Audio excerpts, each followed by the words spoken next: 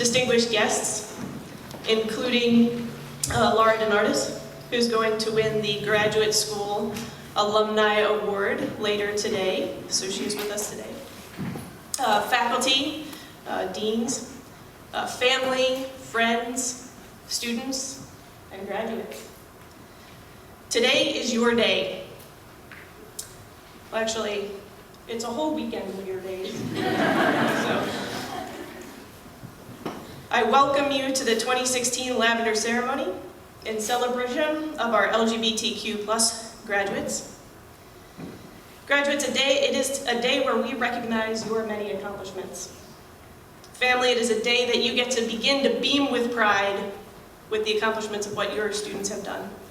And friends, it's time to reminisce over the past 4, 5, maybe 6 years, and dream about the future that you have with your friends on stage. So without further ado, let me begin the festivities by welcoming President Sands to the podium to provide the university welcome.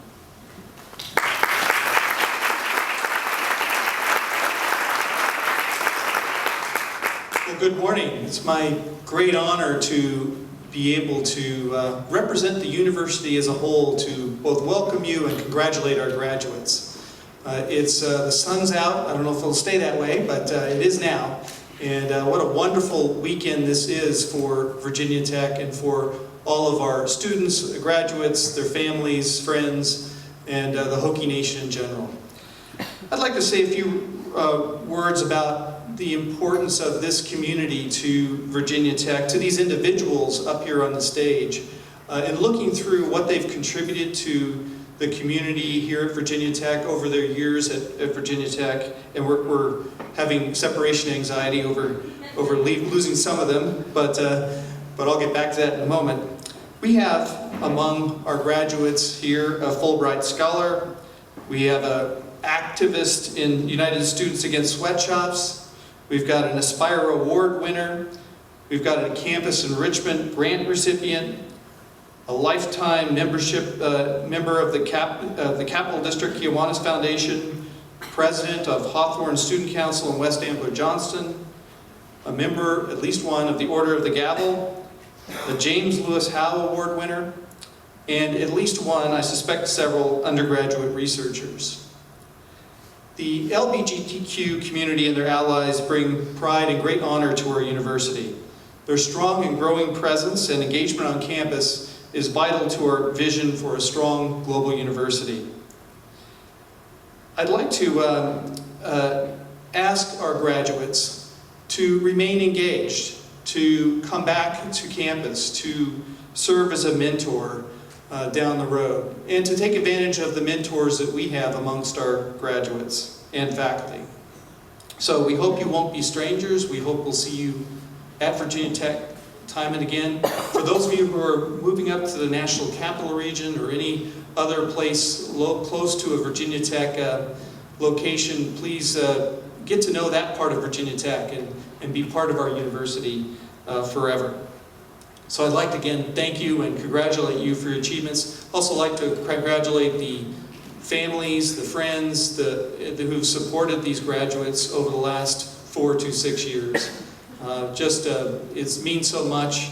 We all want to be family, but you really did that hard work and with love and caring, and it's made a difference. They've made it. They're going to be shortly graduates of Virginia Tech. Thank you.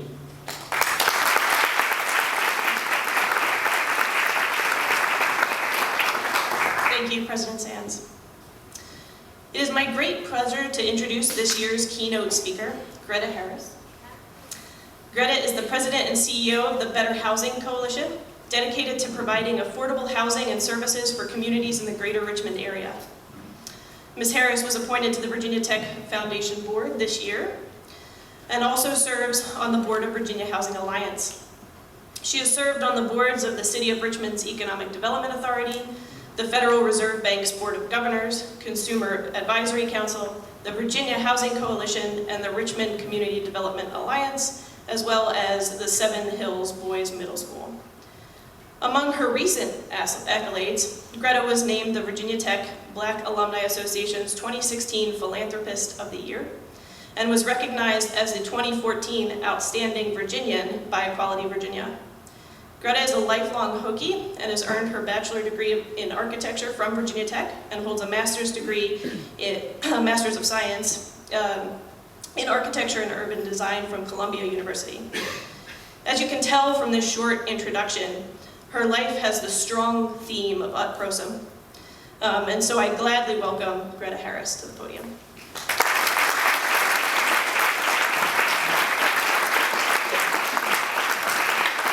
Thank you, Amanda, and congratulations, graduates. It's an exciting time to be here. As I was driving around campus looking for parking, Dr. Sands, it looks beautiful, and it's very just rewarding to see how the campus has grown and the university has grown. This type of ceremony wasn't available for me when I was here, but I'm very proud of the university that it is here today. For the graduates, this is a very exciting time for you when you're closing one chapter of your life and beginning a new one. You've accomplished this amazing academic achievement where many have not, and with this success comes great responsibility to go out into the world and to contribute in meaningful ways. I almost want to recommend that you reach over and pinch the person sitting next to you so that you can have a reminder of this special moment, because the rest of your life will unfold faster than you can really imagine. Some of you have Google mapped exactly where you want to be, and you know the most efficient and direct way that you're going to get there with whatever your career ambitions may be. And others of you will be taking a more scenic route to get there, a more organic route for whatever the future may hold. There's really no right or wrong way. Just know that everything you plan doesn't always go exactly as you had hoped. But that really is the magic sauce that makes life worth living. Unbelievably, I was in your shoes 33 years ago. That's just mind-boggling to me that it's been that long. But after studying architecture, many hours in Coble Hall, all I wanted to do once I graduated was to see the world. And I didn't have a lot of money, so I figured brilliantly that I would join the Navy. And I applied for and got accepted in officers training school. And I thought I'd be on a big ship just traveling the world and looking at wonderful architecture and just having a grand time. But everything was just about done, and I got, I guess it was the spring of my graduation, that all I had to do was do the physical, and I was in. And because I was born with a heart condition a long time ago, I was rejected by the Navy. And so I put all of my planning career eggs in one basket, and it blew up in one swell swoop a few weeks before graduation, and I didn't have a plan B. So I inevitably ended up moving back home with my parents. That wasn't part of the plan. At the beginning of a recession that was starting in the early 80s. And I know this is going to be hard for you to believe, but back then there were no smartphones, no fax machines, no computers that were smaller than the size of this room, and even no real internet. So during the day, I spent my time typing on a typewriter employment request letters. I would be in the public library looking up architectural firms up and down the Eastern Seaboard in phone books, because that was the only way that I could find out information then. And I spent my nights working at Pizza Hut, wearing a brown stretch knit uniform with the legs being 2 inches too short. It was a really low point in my life. And I really wasn't sure how I was going to go forward. But as always in life, change came.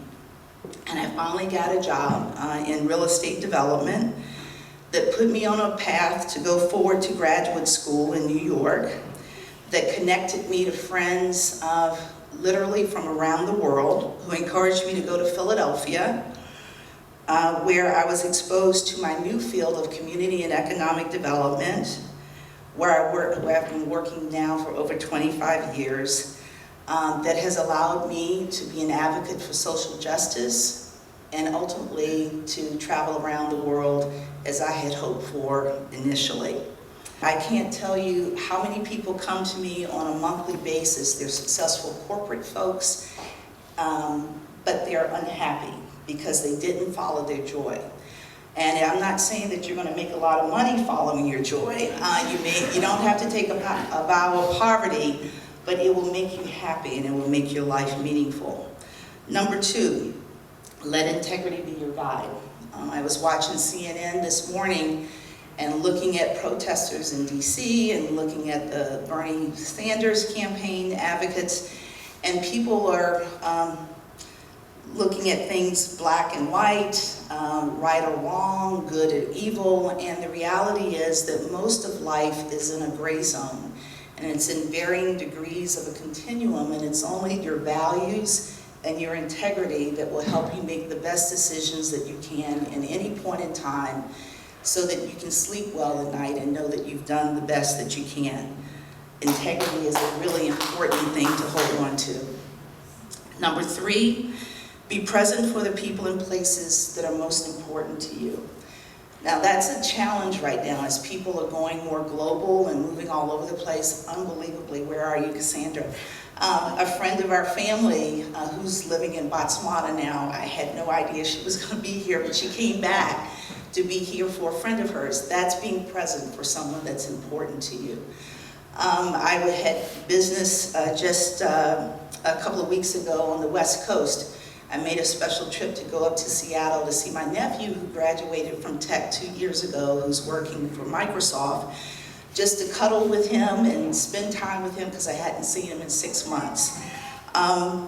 What really drove this home for me was a few years ago, a friend of mine was going through cancer treatments, and I was traveling with another job a lot, and she was telling me how she was having trouble getting to her radiation treatments.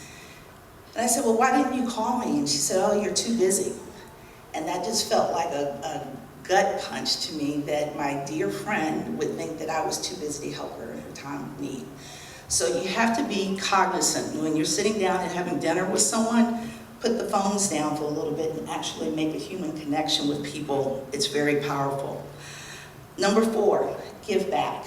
And while many of you may not be the top 1% that we've heard so much about in the news, you are part of a privileged class that have been able to come to a beautiful university, have your minds expanded, and with that comes responsibility. And it is a universal truth, if you give, you will get tenfold back or more. You have time, you have amazing talents, and eventually you'll have financial resources that you can invest to help other people reach their fullest potential as well. And lastly, I would say always be your authentic self. I was a late bloomer and really understanding how important being your authentic self was. And for quite a number of years, I was closeted and really did not help myself show my full self. But I've learned some lessons now, and I think when you are your authentic self, you are your best self. And when you're your best self, you are in the best position to be happy and to contribute meaningfully into this world. When I look at myself now in the mirror, I see a black, female, gay, I would say fiscal conservative, liberal socialist, Democrat, who is a fantastic cook in the kitchen, who loves photography, who rides motorcycles, who enjoys traveling around the world, who is a social advocate, who is a dedicated daughter, a cool aunt, and I strive to be a good friend. And so being gay is just one puzzle piece of the tapestry that makes me who I am. But it's an important piece like all the other pieces. So I would say love yourself wholly and be your authentic self and let your little light shine. I'm so excited for you because the world is wide open for you to do so many things, and I would just encourage you to be happy, live well, and do good out in the world. Congratulations and have fun.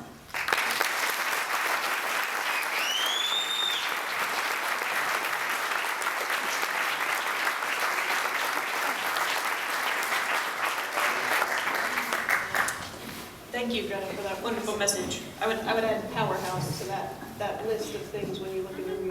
That's really wonderful.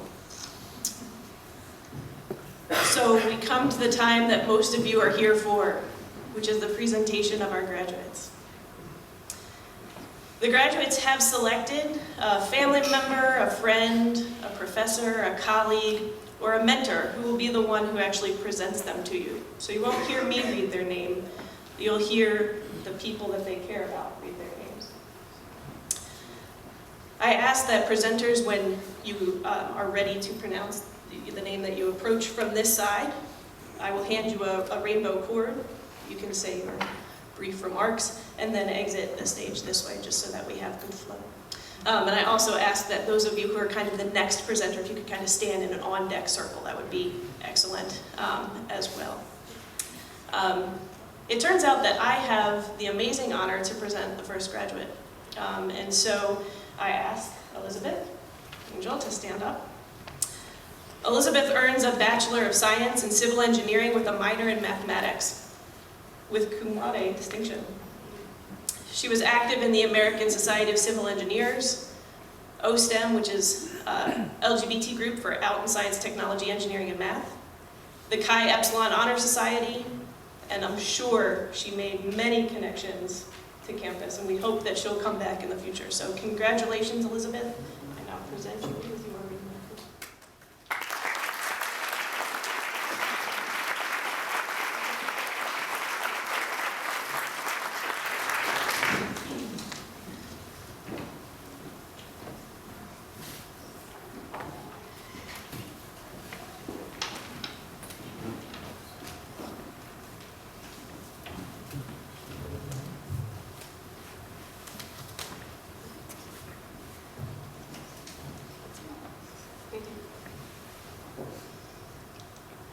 I promise to make this brief.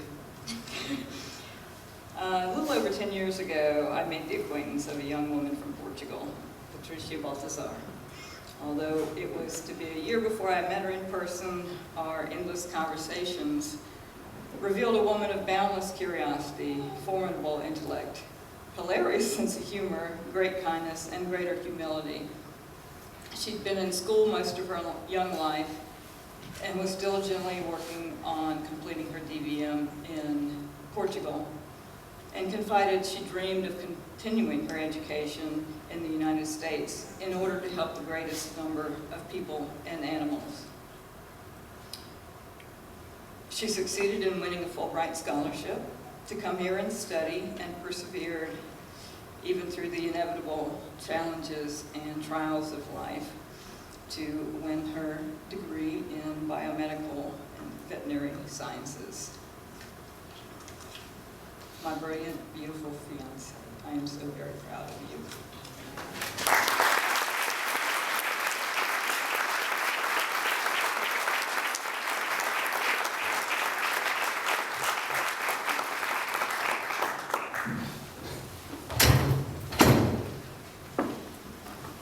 I have the privilege of giving an award to Kendall Bullock.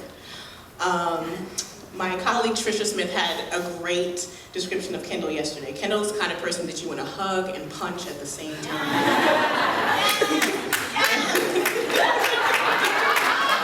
And I've wanted to do that since the first year that Kendall has been here.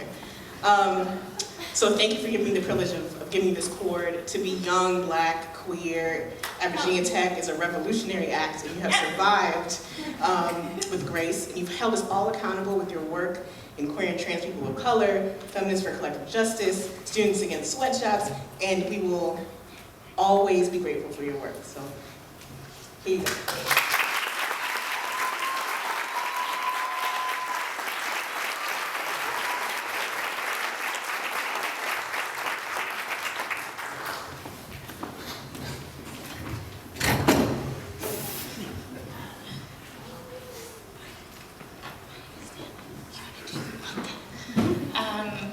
I had the honor of presenting Bree Clark. She is a bachelor's degree in public and urban affairs with a minor in industrial design.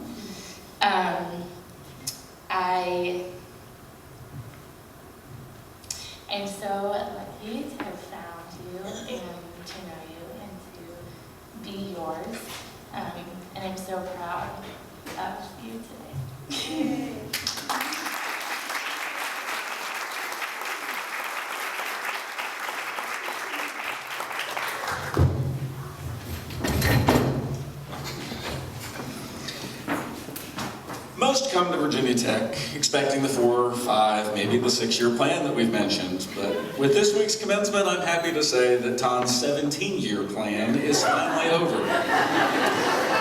He started the second year of the resident leadership community at Pedro Yates as a student in the College of Arts and Science, which no longer exists. He is now graduated from the College of Liberal Arts and Human Sciences, and this week the College of Science with degrees in sociology and statistics. He's been here for 3 presidents, national and university. He spent many years working with Hookie Pride's predecessor, the LGBTA, in numerous officer roles. He helped put on the first Club Red Ribbon that's now become an annual event for World AIDS Day. More recently, he's been involved with QGPA, served as secretary of OSTEM, and he's held positions on campus with production services and currently network learning initiatives. Fortunately for you all, they put me on a time limit. We met through LGBTA, but we could have been considered felons in the state at this time. Today, through the work of some of these organizations on this campus, through the support of community institutions like Virginia Tech, it's a very different world to be graduating in.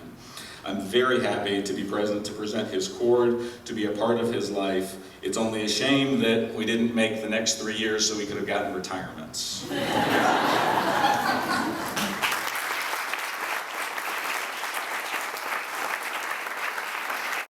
I have a difficult job here, but I'm going to try to cover at least some of the highlights about what Matt has been up to for the last few years. Matthew serves as an ambassador for undergraduate research here at Tech, and rightly so, because he himself has presented at 11 conferences. I forgot to tell you he's majoring in English. And that is quite a demanding schedule, isn't it, Matthew? Yeah. What are you, the Rolling Stones? Do you have a tour bus? No, oh, sorry. He's also served leadership roles in Circle K, the world's largest collegiate student-run community service organization, including being elected district governor in April of 2015, by which, by the way, I complained bitterly and have been complaining about it since then, because he sometimes has to take himself off the Writing Center schedule, and he is one of my Writing Center coaches. And that's the way I know Matthew, or at least the way I'm willing to share I know Matthew, because I also call him my life coach. He's been involved in the Writing Center since his sophomore year, and over the past 2 years as a writing coach, he's assisted countless clients in the center, although his involvement has extended far beyond that role. He has been instrumental in the development of the undergraduate training course, acting as a kind of TA, not for one, but 2 semesters, leading class discussions, contributing to course content, particularly in the field of diversity and identity politics, as well as serving as a mentor to beginning coaches. We also worked on a case study together on the Virginia Tech Writing Partner Program, which pairs ESL students and beginning coaches, and presented it last year on Matthew's tour through the East Coast at the International Writing Center Association conference in Pittsburgh. And we also happened to visit the Warhol Museum, which, if you haven't been, we really enjoyed it. So I'm done, almost. But, well, I guess I will. I do want to read one of his Facebook statuses last week.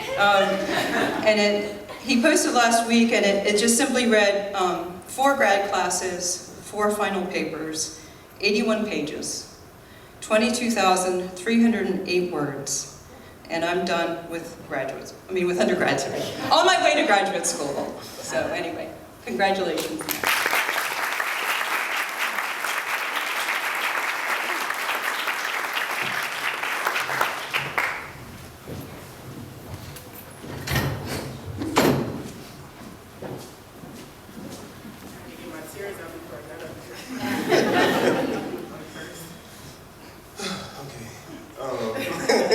I'm not a speaker by any means, and I'm not sure why I'm standing here trying to discuss this beautiful person standing next to me, Brittany Junius, who is going to be getting her master's of science in, was it food science and technology. Yes. We have been friends for almost 15 years now, and we have been through so much. And when you talk about following somebody and being there for them, like, we moved to Charlotte together, we went to Greensboro, now Virginia. We from Rochester, New York, so we've been all over the East Coast. Oh, okay, anyways, I just want to say that you are the most,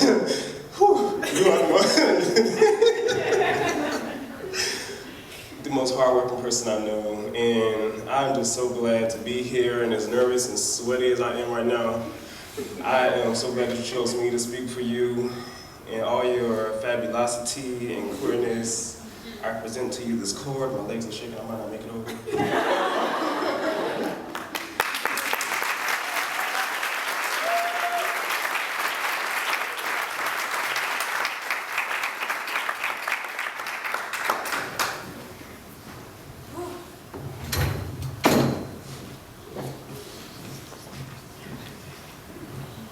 So I'm very pleased to present to you today Taylor Littleton. I'm very honored to ask me to present this. I met Taylor when she was a freshman, was her first semester here, and I was a speaker in the first year experience course in our college, and she came up afterwards and said she really liked interviews and wanted to talk to me about those. And then I ran into her shortly after that several times again because I was serving as a faculty member in the residential college at West AJ where Taylor was living, and so we got to know each other over the years. Pretty soon she started volunteering in my lab to help sample salamanders. I had her as a student in my sophomore class, and then by her junior year she started doing undergraduate research in my lab, and she has now presented her research both on campus and at a national meeting. We've got a manuscript that she's been bugging me, when can we meet this week so we can push the button and submit. So she's about ready to submit a paper for publication based on her research. And in the meantime, she's been very involved with other activities. She has served actively in the residential college and served as the president of her house this year. And she's also been active in our student chapter of minorities and ag, natural resources, and related sciences. And it does not feel like 4 years. It seems like it was just yesterday when we first met, and I am really going to miss seeing her around the hallways and in the lab, but I know she's going to go on to great things. She's got a job this summer working just down the road in the Clinch Wildlife Management area doing bird surveys. Get down and see this summer. So very proud of you and do that.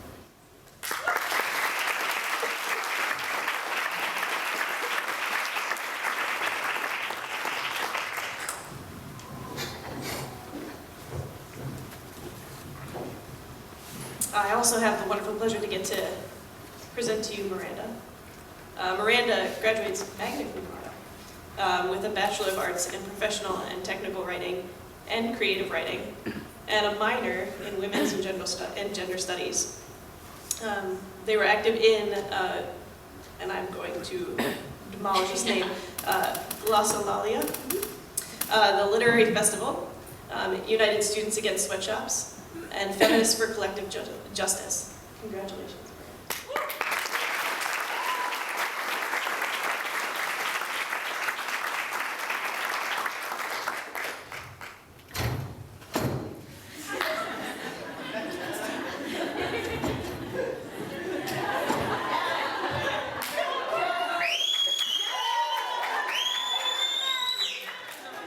I don't think I have to say anything about Megan Newman. I don't even know why we are here. I'm going to say a few quick words. I don't think any of us in this room have been untouched by Megan's hard work, advocacy, the hustle, the brand that is Megan. We all know and love Megan. From Birds to Beyonce.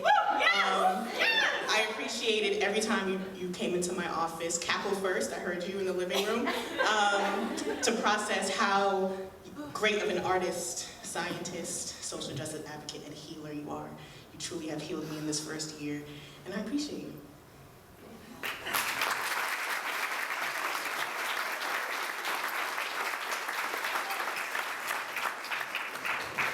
I'm extra, so here's my